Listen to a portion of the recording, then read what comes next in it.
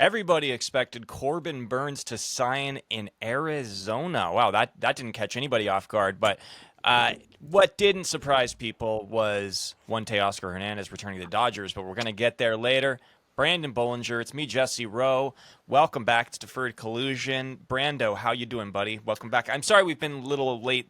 We took a little Christmas holiday over here, so we're a little late, but happy to be back. Merry to all, and welcome back. As he said, the man himself, Jesse James Rowe. You're tuned in with your Deferred Collusion, boys. We hope everybody's been having a happy and healthy holiday, getting ready for the New Year's around the world. But, Jess, we got some new threads for some guys out in the league. We could start off with the big fish in the pond, Corbin Burnes. Rumors had it he was looking at over a $245 million deal, ends up signing with the Desert Snakes, the Arizona Diamondbacks, on a $210 million deal, 6 years with an opt-out after the second year. Jess, tell me how you feel about this. I mean, obviously, I was shocked. Before we get into it, I just want to remind all of our followers out there to like, subscribe, comment, follow us on all social media platforms. It really helps. So just I don't like shilling myself out like a corporate whore, but that's the company that we work at here.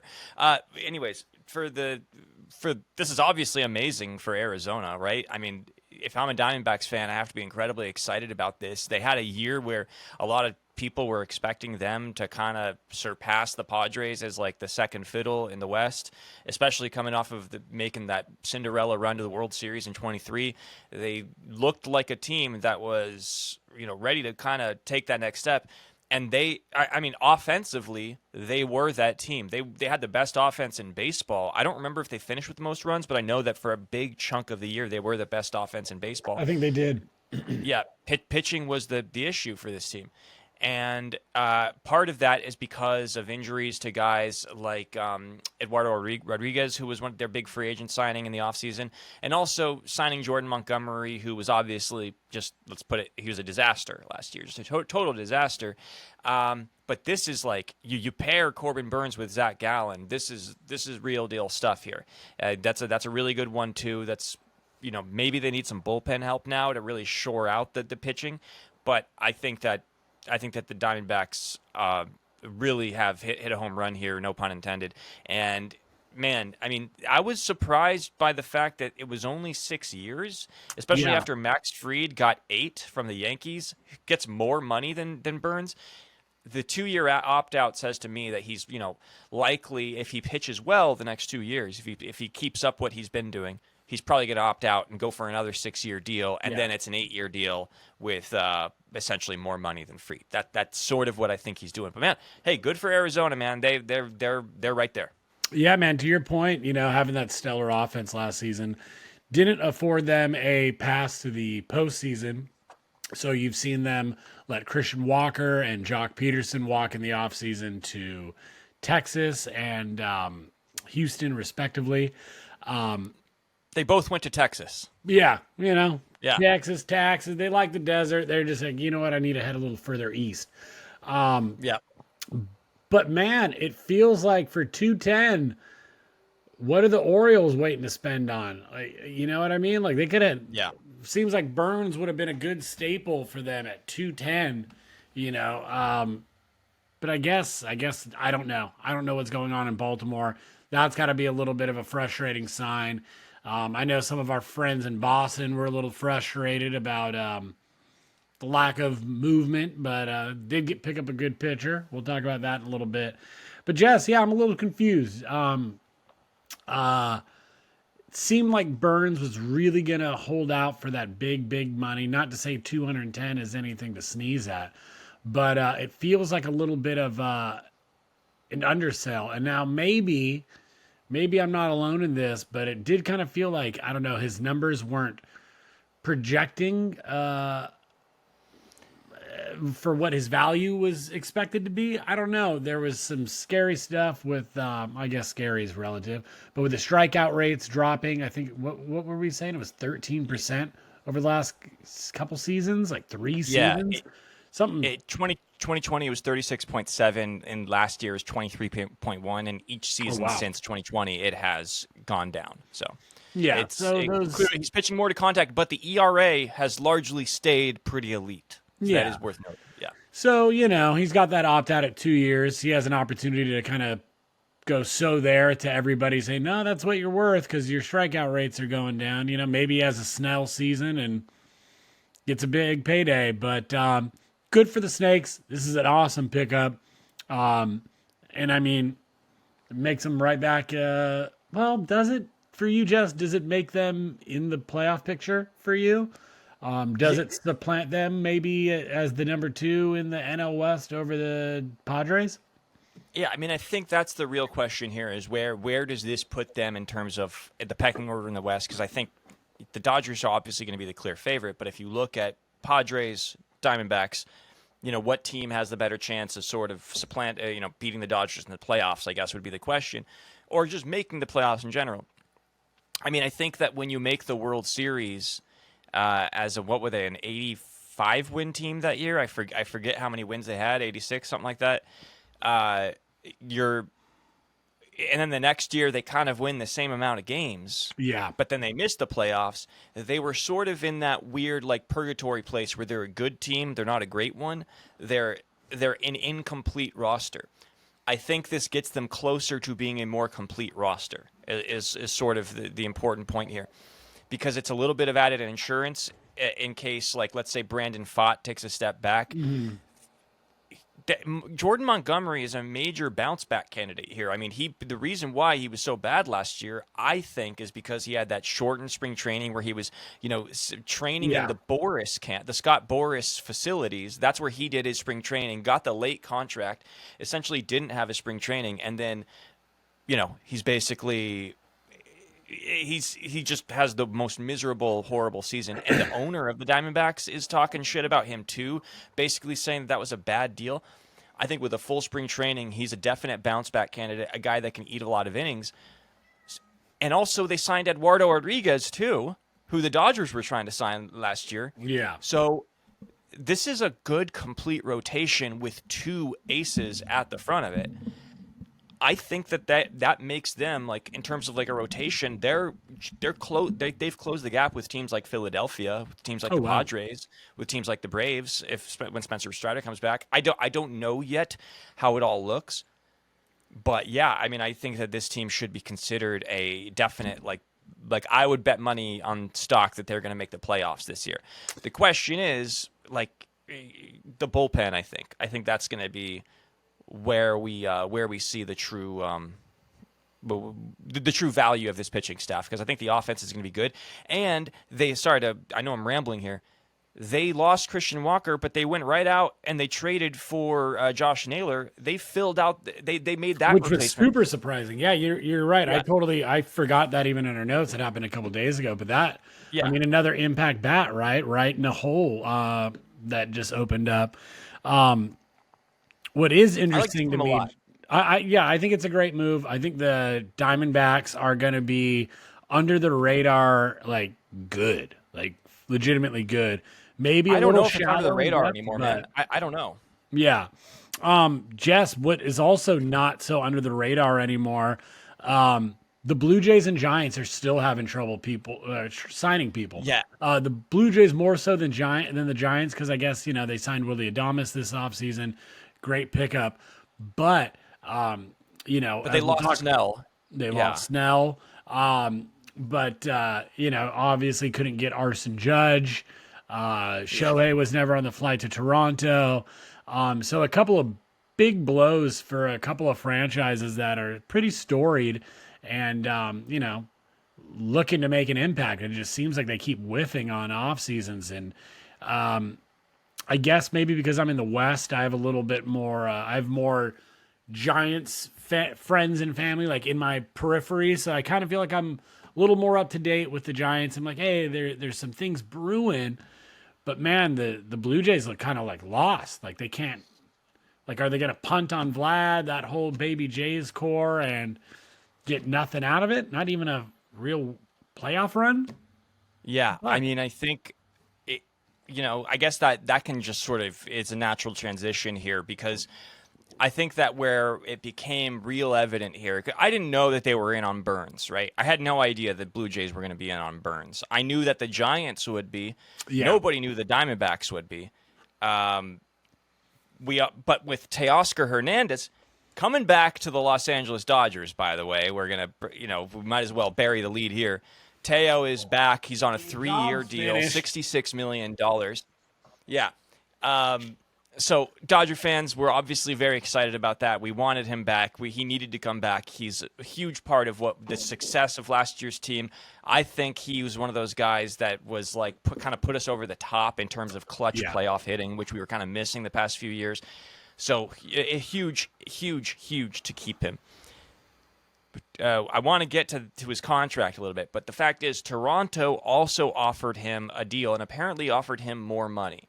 They also apparently offered more money to Corbin Burnes, who says that he didn't want to go to Toronto, or apparently the reporting is from Bob Nightingale.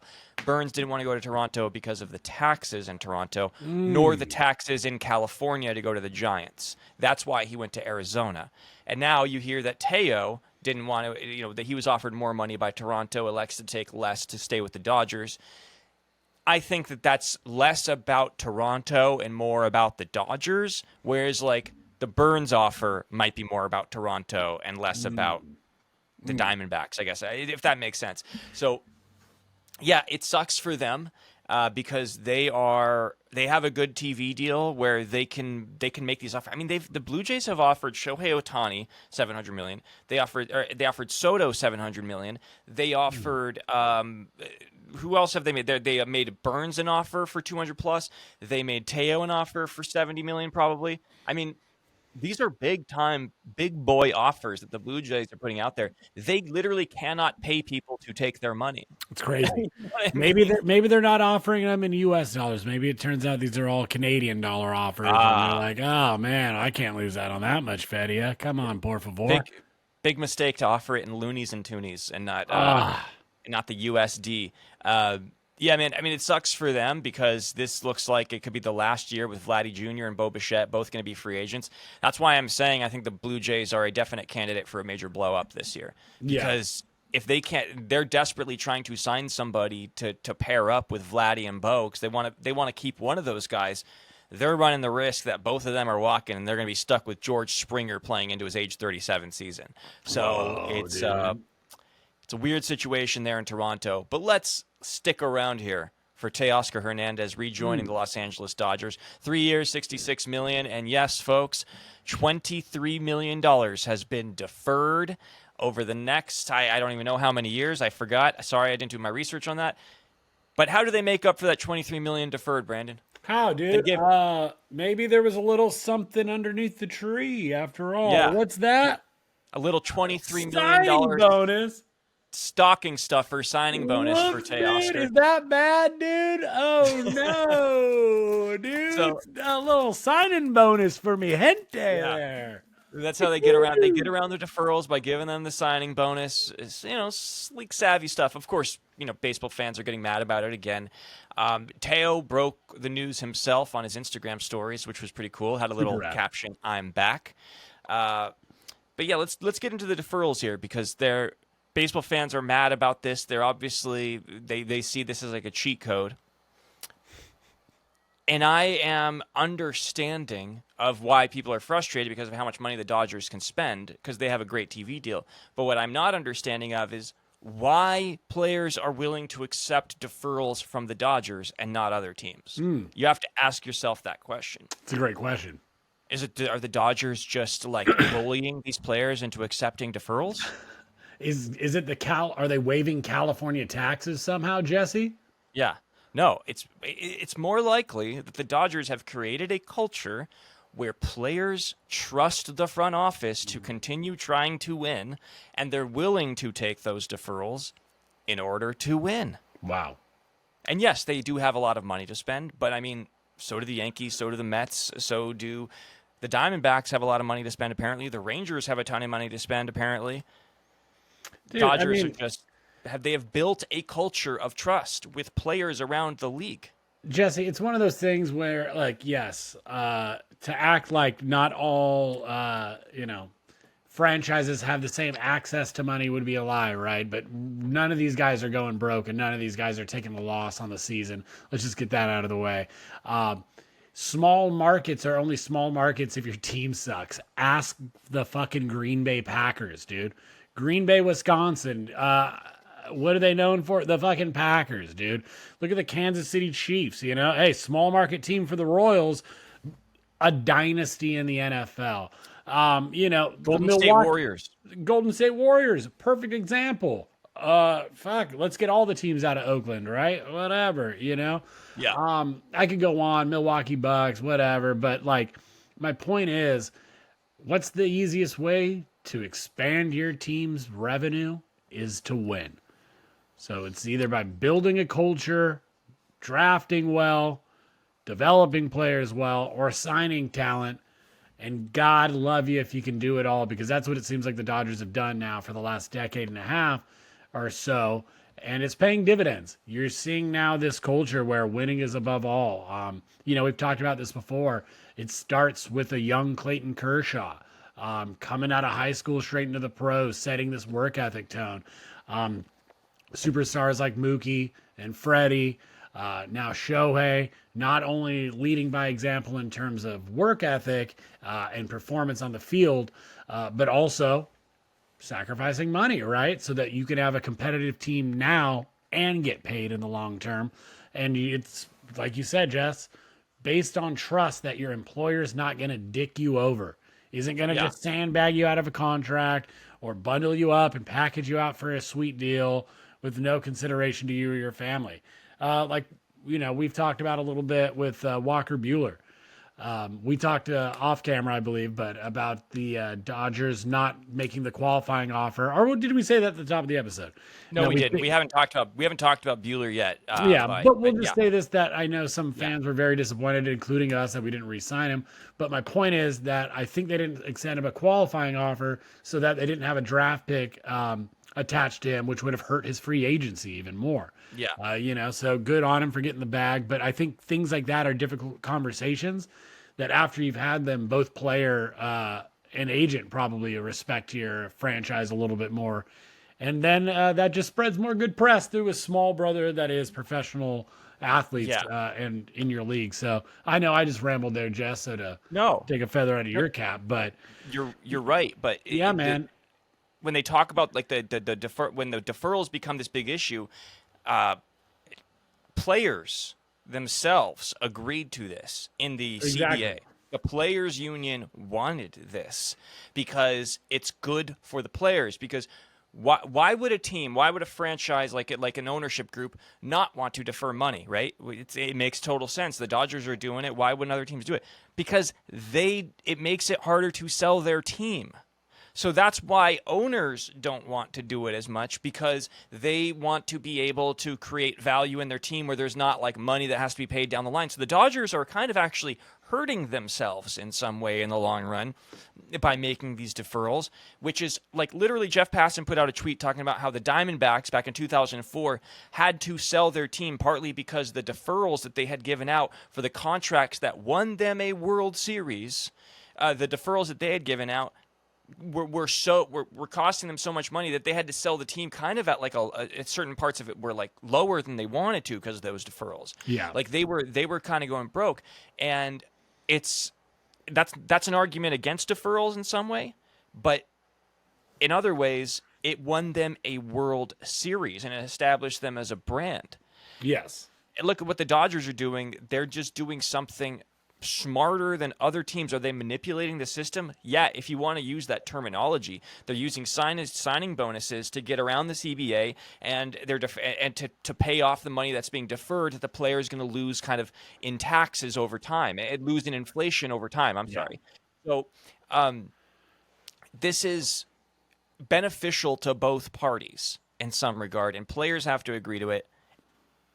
It's like, okay, fine, you want a salary cap, but you're talking about players that wanted this, And you're telling the players' union is never going to agree to something like a salary cap because it's going to limit the amount of money that they can make in the long run. They're never going to agree to it. You're kind of just crying into nothing at this point. So just a couple of guys from around the league that Passan included in his tweet that have received deferred money through the years, and that's everybody's favorite Met, Bobby Bonilla, but the kid himself, Ken Griffey Jr., Francisco Lindor, Max Scherzer, Steven Strasburg, Christian Yelich, just a couple right there to fire off all Chris the Sale deferred money. Yep. It's not a big deal, and to act like another team deferring money on contracts is why your team isn't competitive is just nonsense. Yeah, no, I want to see another team do this because it's like you want to see good teams in baseball. You want to see this happen. And we're acting like the Dodgers just ran away with the season, right? Riddled with injuries, didn't know who their fucking pitchers were going to be. Had to win in San Diego to force a Game 5 in the division series. We're almost 3 years in a row swept out of the playoffs by a division rival, twice by the Padres. So it's like, those lowly small market Padres, third most expensive payroll in the league last year. I know that they've been pretty quiet in the winter, definitely cutting back payroll, but they also had an all-time attendance record and highest revenue the team's ever had. So, it's almost like winning is good for business. Go figure. But to act like any of these teams are going broke, it's nonsense. And Jesse, you raised a really good point about deferred money makes it harder for owners to sell teams and capitalize on these investments, these short-term investments for a lot of them. But that's just an argument for them to say, like, the only reason why you're in this is to sell the team at some point. And that's why it's like you're kind of highlighting, oh, you're just in this to make money. You're not in this to win because you don't want to give up deferrals because it's going to hurt your ability to sell. So you're just in this for profit. You don't care about winning. I see. Yeah. So that's why they don't want to do it. So you blame the owners more than blame the players here. Don't blame the players for accepting them. It's like they're doing what they're making the necessary sacrifice to win. We should move on here, but yeah, I don't know. It's continuing to bother me that I'm seeing that, and it's like maybe it's because I'm a Dodger fan, whatever. Like, yeah, I understand that we make more money and spend more money, but oh, fuck you. You're not gonna convince these guys who are willing to take it. Like, go talk to Mookie Betts about that. Go talk to Shohei about that. It's like their decision. We had to say goodbye to a Dodger legend, Branden. Walker Buehler has signed with the Boston Red Sox. He has not come back. You mentioned that the Dodgers did not extend the qualifying offer, and some Dodger fans were confused by that. They kind of, like you said, they kind of did him a solid. He ended up testing the open market. The best he could get was exactly the qualifying offer amount for 1 year. So he essentially accepted the qualifying offer with the Red Sox.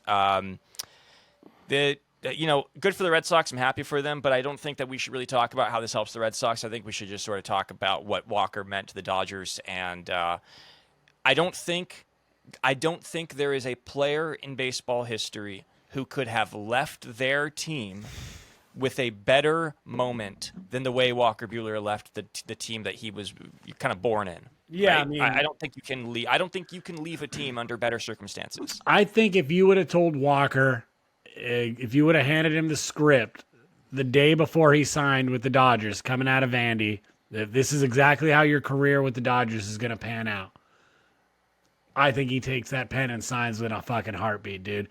Yep. The Dodgers do too. A little arm trouble here, a second Tommy John there, all-star appearance, hero in the postseason, even in a year where he was quote-unquote shit, went out and kind of found himself for like a week or so there. I forget where he had went, but just go work on some stuff right before the postseason, and boy, did it pay off. Jess, what is your, just off the top, favorite Walker Buehler memory from his time as a Dodger? Okay, well, I think we have to rephrase. I was going to ask you the same question. I think we have to rephrase this question. Other than the final out of the World Series, yes, because that has to be my favorite. That's my favorite Dodger moment, maybe ever. And like, but Walker Buehler specifically, that has to be it. So other than that, the one that, like, right now, off the top of my head, I don't know if it is. I'd have to go back and look at all of his career. I remember there was a game in Arizona a few years back when he was like a Cy Young candidate. He was like having the best year of his career. It was 2021, the year we lost to the Braves. He was dominating in Arizona and was just pitching a gem. I think he ends up getting pulled in like the eighth inning. He went like 7 1/3 or something like that, 7 2/3. And it was all Dodger fans at Chase Field in Arizona, and they were like cheering. And Buehler walks off the mound and kind of like put his fist up in the air as he was walking out there. It's like a really random memory, but I always remembered that. It was like, that was fucking dope. Like it was just a really cool. Because it was only Walker Buehler had the aura like that of Dodger pitchers. Like, he is aura personified. You know what I mean? Yeah, I think he might have like the most aura of any pitcher in baseball. It's those tight pants, dude. Yeah, that's one of my faves. Man, like, one that jumps out to me, Game 7 of the 2020 championship series against the Braves. Just kind of gutting it out. Obviously, that was the game where Justin Turner... He pitched Game 6, Game 6, that's right. That was the game. We were down 3-1. Yeah. Yeah, we just needed to stop the bleeding. Turner makes that insane double play on Austin Riley. So that one sticks out as just like an insanely gutsy performance. But game 163 against the Rockies in Dodger Stadium, that was just, for me, classic butane. Yeah, dude, it was, fuck, that feels like the other day, dude. Well, that was the game where I remember, like, ESPN and like all the reporters were saying, like, today was the moment that Clayton Kershaw passed the torch to Walker Buehler. I remember that was like the narrative back then, was like that now Buehler has kind of, because he was a rookie that year, and Kershaw was starting to show some decline, even though he still had like 4 great seasons after that. But that was like when Buehler kind of like announced himself, like, oh, he had a great year and he just pitched a fucking gem in a playoff game. Yeah. A 1-game playoff. Like, that was like his I've arrived moment. That same postseason, by the way, he did lose a game to the Braves where he gave up a grand slam to Ronald Acuna, I believe, in Atlanta. But then after that, he fucking dropped dick in those playoffs. He was absolutely disgusting. Who do we play in the NLCS? Against the Brewers. He pitched game 7 against the Brewers. I think he only went like 4 innings, but it was on short rest or something. 2018, right? 2018. He only went like 4 innings or something like that, but it was just like, he was awesome. I think he only gave up like a homer to Christian Yelich or something like that. I think that was it. And then game 3 at home against the Red Sox in the World Series, he went like 7 scoreless, and 1 run or something like that. Just an unbelievable playoff. I can't believe it's over, dude. I can't believe it's over. No, and also 2020 against the Rays, he pitched like 6 innings with like 11 strikeouts or something like that. Just absolutely shoved. Yeah. Goodbye, my Walker. Goodbye, my friend. One of my favorite Dodgers of all time. I'm going to miss that guy a lot. Maybe he comes back one day. Probably won't. But you know what, Walker? Doesn't matter, man. You left on perfect terms. Dodger for life. You know what sucks? The only thing that really sucks about this, Red Sox don't come to Dodger Stadium this year. So he's not going to get the ring ceremony moment this year, which really sucks. Oh, that does suck. Yeah, like that's what I really want. I want them to, like, hey, send Walker to LA for the ring ceremony, Red Sox. Yeah, let him start a couple days later in the regular season. Yeah. Let him just have the ceremony in LA. Let him wear the Hershiser jersey again. Yeah. You know what though, and that I think will be his legacy too, is that he was this generation's bulldog for a Dodger team that I think had been accused of not having like grit for a while, and guys like him, on the player side, Muncy, I think really changed that around, being more of a hard-nosed, fuck you type guy on a star-studded Hollywood kind of team, But we love you, Walker. Nothing but success, and I hope to see you in Dodger Blue again. 2-time world champ, dude. Champs forever, Walker. We love you. I know. And I'm still mad that the camera wasn't on him at the parade at Dodger Stadium when he gets up on the microphone. He says, fucking world champions, motherfucker. And that's all he says. That was his speech to the fans. That was it. And the camera panned away before when he said it, and he wasn't on camera. I'm still pissed off about that. All right, man. Walker, we love you, brother. Good luck in Boston. Sean Manea signed with the Mets. I don't want to spend too much time on this. 3 years, $75 million. Kind of just like a good fit. I think that was kind of destined to happen. He earned it. I think he earned it. They didn't get Burnes. Sean Manea, I mean, is he paid a little too much, you think? $25 million a year, 3 years?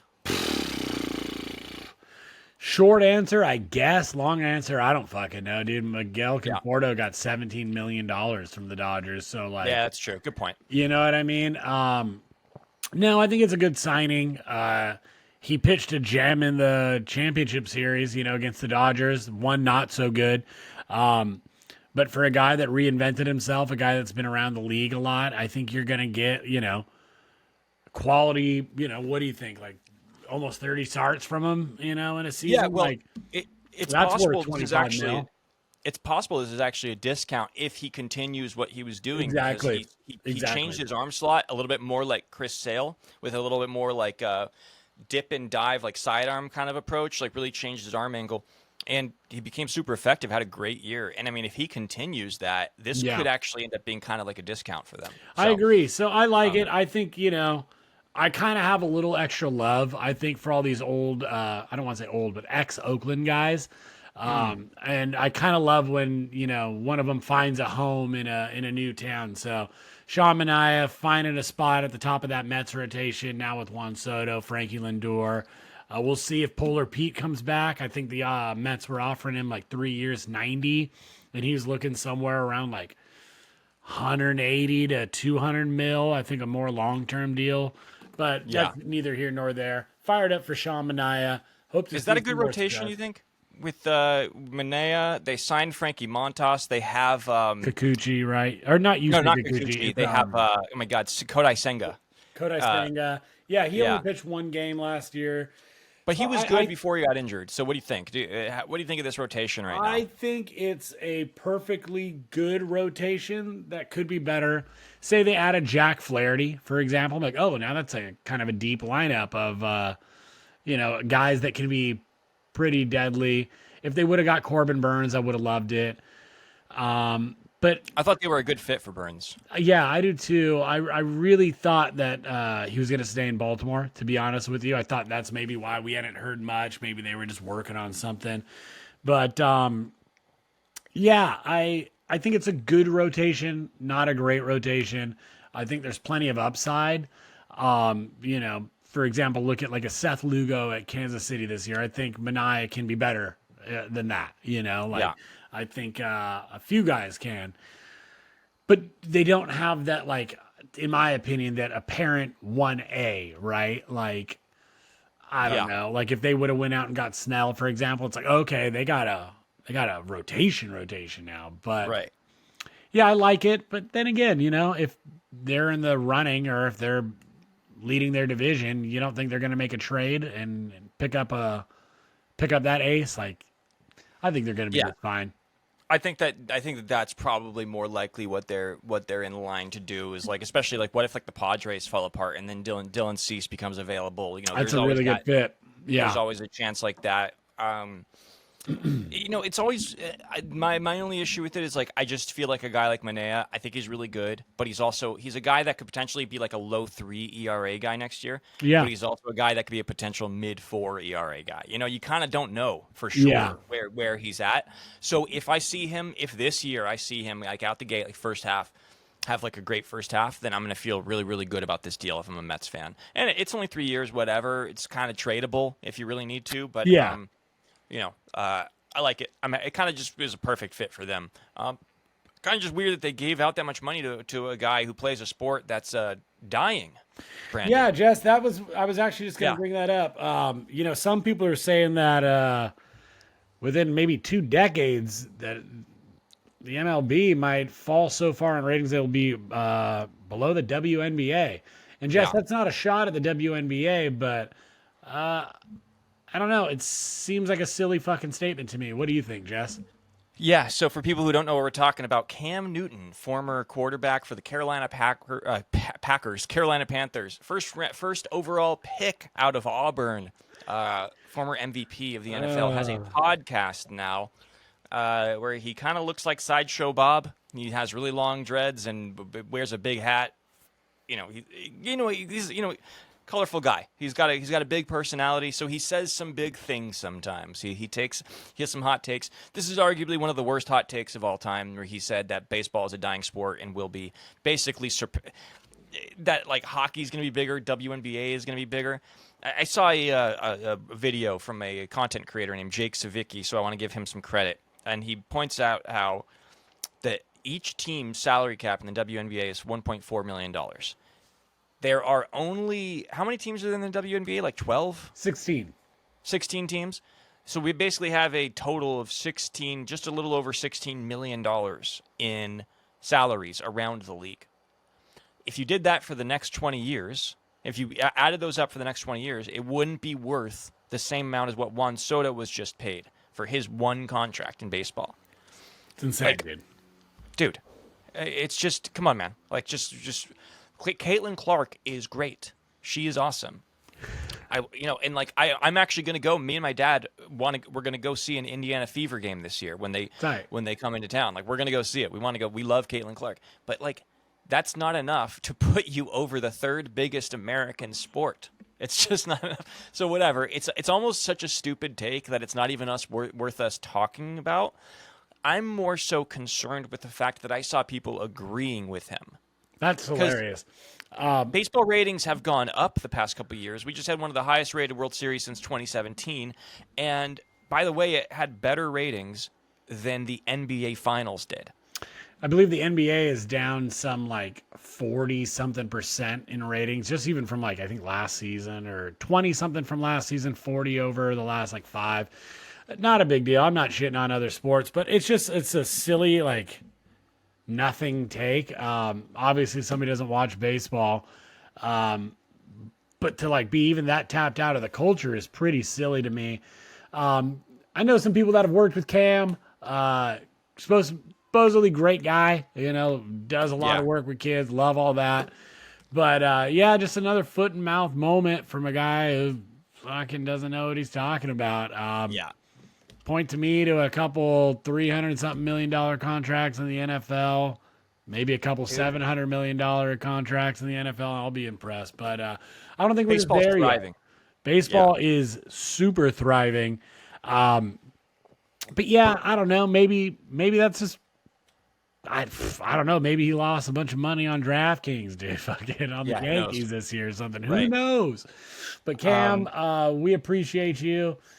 Just do your best to just stay in the fashion lane and leave baseball to the pros like us at Deferred Collusion, dude. Hey, big baseball guys.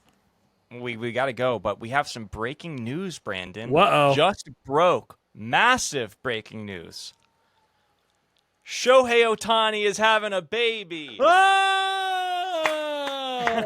what, dude? Shohei Ohtani just posted 45 minutes ago as we started recording. Can't wait. It's a picture of a baby outfit next to his dog Decoy. It's a little baby outfit. And it says, "Can't wait for the little rookie to join our family soon." Oh, my God, dude. Congratulations. This is adorable. Him and Decoy. Sorry for the wow. Him and Decoy. Wow. Shohei's going to be a big brother, dude. I mean, Decoy's going to be a big brother, dude. Yeah. That's incredible. Oh, my God. Congratulations. Shohei does it all, dude. He hits lead off, bats clean up. And he's firing good stuff. Hey. He's not shooting blanks. You guys throwing heat. It's getting in the dirt, whatever. He's going to be a dad, dude. Dodgers fans, congratulations. We're going to be aunties and uncles. Yep. Oh, man. Oh, that kid. Question. Is that going to be the most popular, first son in baseball? We've got, Freddie Freeman's son, Charlie Freeman. There's some really popular, Nick Castellanos' son is really popular. Vlad Guerrero Jr. is very popular. Yeah, right. Do you think this is the most popular kid, baseball son? baseball child of a baseball player? Is this going to be the most popular? I think it's going to be up there. And I think if that kid is actually a girl and joins the WNBA, well, then I think in about 20 years, the WNBA is going to be fucking way more valuable than the MLB, dude. His wife was a basketball player. Is a basketball player. What, dude? Oh, dude, Cam Newton was right. Dude, what did Cam know that we didn't, dude? I got to apologize to Cam. Oh, my goodness. Oh, my gosh. Gracious. Story writes itself, man. Wow. Hey, this was a fun episode, Brando. Jess, it's always a pleasure. Yep. If you've made it this far, please do us a favor.